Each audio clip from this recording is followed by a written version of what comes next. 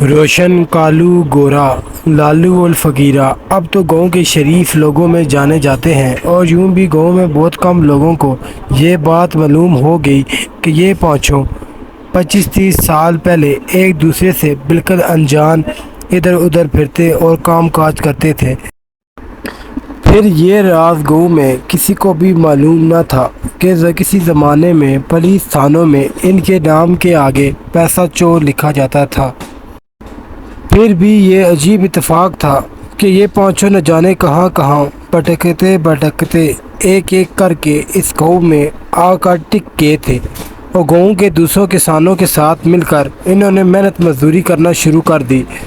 پھر ایک ہی جگہ اپنی اپنی جھونپڑیاں بھی ڈال لیں، اور کرتے کرتے وہ یہاں پر پکے رہنا شروع ہو گئے۔ اور پھر کچھ دن میں ان کے دل آپس میں اس طرح مل گئے کہ گاؤں کے لوگ انہیں پانچوں بھائیوں کے نام سے جاننے لگے۔ ان پانچوں کی جھونپڑیاں بالکل پاس پاس ایک گھیرے کی شکل میں تھی، اور ان کے بیچ میں ایک چھوٹا سا میدان تھا جس میں یہ گرمیوں کی راتوں اور سردیوں کے دنوں میں موسم کا مزہ لیتے تھے۔ اپنی اپنی جھونپڑیوں پر انہوں نے ہر چیز ضرورت کی رکھی ہوئی تھی۔ یہ پانچوں رات کا کھانا ساتھ کھاتے تھے۔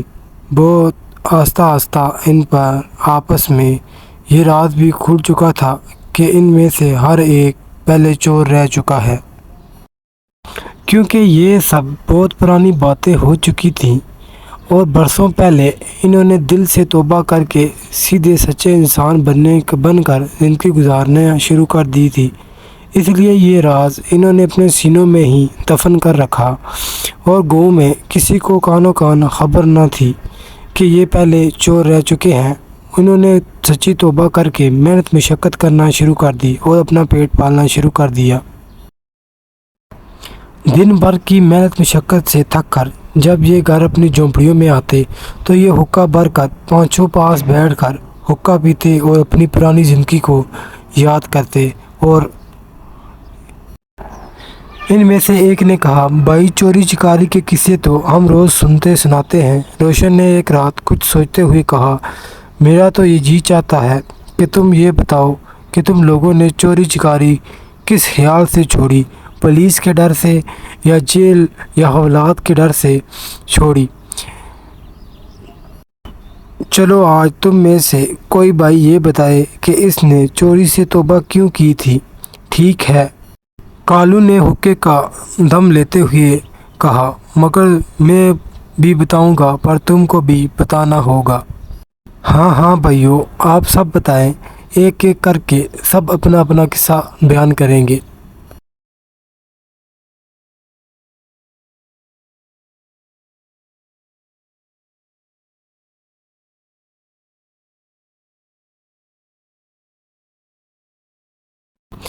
روشن نے کہا، خیر چلو یوں ہی صحیح۔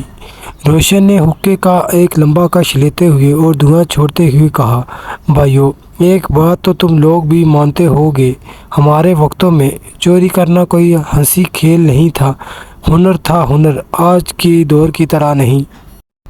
گھر خالی دیکھا، تالا توڑا اور گھس گئے، اور کچھ یاروں نے تو چابیوں کے بڑے بڑے گچھے ساتھ لینا پھرنا شروع کر دیا۔ نہ محنت، نہ کوئی ڈر، نہ آنکھ بچائی، تالا توڑا اور گھس گئے اور جو کچھ ملا اٹھایا اور بھاگے۔ کالو نے کہا، ٹھیک کہتے ہو بھائی۔ کالو نے ایک لمبی سی سانس لیتے ہوئے کہا، جیسے خود ہی کچھ یاد آ رہا ہو، میں نے چوری تو کی مگر ہنر کے ساتھ۔ روشن نے فخری انداز میں کہا، کبھی کسی خالی گھر میں چوری کی ہے؟ میں جب تک کوئی بھرا ہوا گھر نہ ملے تو میں چوری نہیں کرتا۔ جب گھر والے پہرا دے دے کر تھک جاتے ہیں تو ہم چوری کا پلان شروع کرتے ہیں۔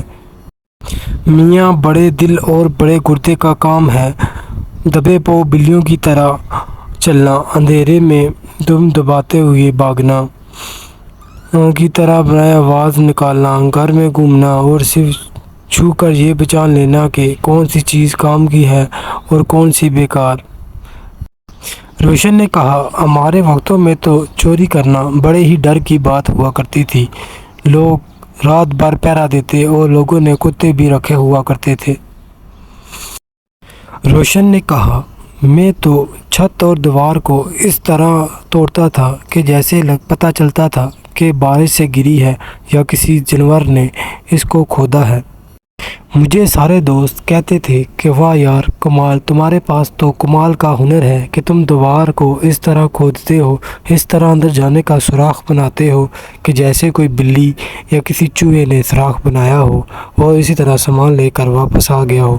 تم تو یار کمال ہو۔ مجھے تو کچھ دوست ہنسی سے بلی کہہ کر پکارتے تھے۔ پھر سارے دوست مل کر ہنسنے لگے۔ اسی طرح ہر ایک نے اپنی اپنی کہانی سنائی کہ اس نے اپنی آخری چوری کب اور کہاں کی اور کس وجہ سے چھوڑی۔ ایک نے کہا میں تو ایک دن کسی کے گھر میں چوری کر رہا تھا کہ مجھے اس طرح لگا کہ جیسے مجھے اپنی ماں کی آواز آئی ہو کہ بیٹا یہ کام چھوڑ دو، اس لیے میں نے یہ کام چھوڑ دیا۔ اس کے بعد تیسرے دوست نے اپنی کہانی سنائی کہ میں ایک دن پکڑا گیا اور مجھے پولیس والوں نے اتنا مارا کہ میری بازویں ٹوٹ گئیں، اور پھر میں نے توبہ کر لی کہ آج کے بعد جو بھی کروں گا محنت مشقت سے کروں گا۔ اس کے بعد چوتھے دوست نے اپنی کہانی سنائی۔